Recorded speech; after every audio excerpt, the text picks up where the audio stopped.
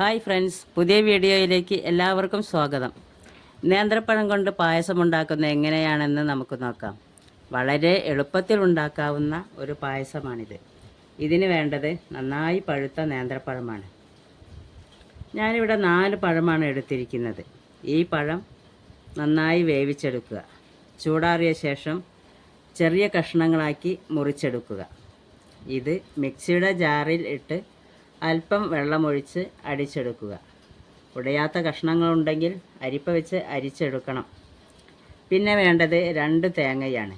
ഇത് ചിരവി വെള്ളം ചേർക്കാതെ അരച്ച് പിഴിഞ്ഞെടുക്കുക. 1-ാം പാലിന് വേണ്ടിയാണിത്.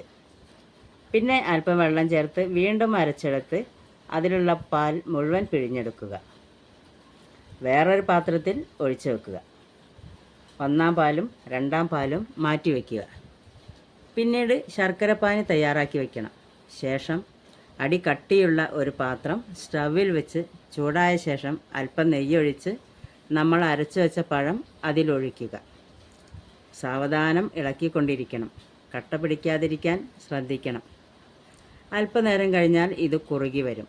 ഇതിലേക്ക് 2-ാം പാൽ ഒഴിച്ച് ഒന്നും കൂടി തിളപ്പിക്കുക. മധുരത്തിനനുസരിച്ച് ശർക്കരപ്പാനി ഒഴിച്ച് ഒന്നുകൂടി കുറുക്കുക. ഇതിലേക്ക് നെയ്യിൽ വറുത്ത കാഷ്യൂനട്ട് ഇടുക. ശേഷം പൊടിച്ചെടുത്ത ഏലക്കായ് വിതറാം. അവസാനം 1-ാം പാൽ ഒഴിച്ച് മിക്സ് ചെയ്ത് വാങ്ങി വയ്ക്കാം. 1-ാം പാൽ ഒഴിച്ചതിന് ശേഷം തിളപ്പിക്കേണ്ടതില്ല. 1-ാം തരം പായസം റെഡിയായി. എല്ലാവരും ഒന്ന് ട്രൈ ചെയ്ത് നോക്കൂ. സബ്സ്ക്രൈബ് ചെയ്യാൻ മറക്കല്ലേ.